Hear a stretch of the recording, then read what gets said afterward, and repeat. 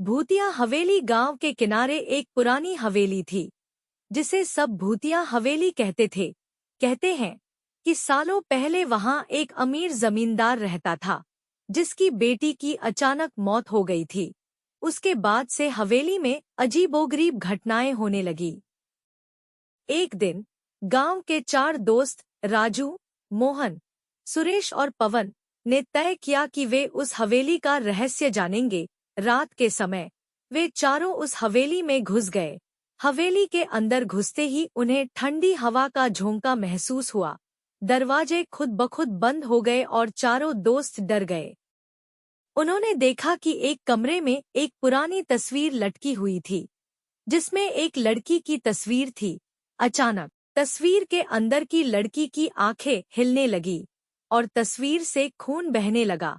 चारों दोस्त घबरा गए और भागने लगे, लेकिन दरवाजे बंद हो चुके थे।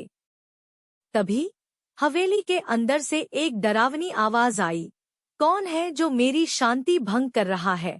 चारों दोस्त कांपते हुए खड़े रहे।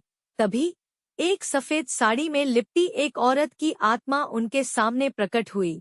वह औरत जमींदार की बेटी की आत्मा थी, जो अपनी मौत का बदला लेने के लिए भटक रही थी। आत्मा ने कहा, तुम लोग यहाँ से भाग जाओ, नहीं तो तुम्हारा भी वही हाल होगा जो मेरा हुआ था। डर के मारे चारों दोस्त बेहोश हो गए। सुबह जब गांव वालों ने उन्हें हवेली के बाहर बेहोश पाया, तो उन्होंने चारों को उठाया और घर ले गए। उस दिन के बाद से चारों दोस्तों ने कभी भी उस हवेली की तरफ नहीं देखा। गांव वालों ने भी हवेली को हमेशा के लिए बंद कर दिया और उसे भुला दिया। लेकिन कहते हैं कि आज भी रात के समय उस हवेली से अजीबोगरीब आवाजें आती हैं और कोई भी वहां जाने की हिम्मत नहीं करता। आपको यह कहानी कैसी लगी? क्या आप और कहानियां चाहते हैं? सब्सक्राइब करें एजीडी स्टोरीज को।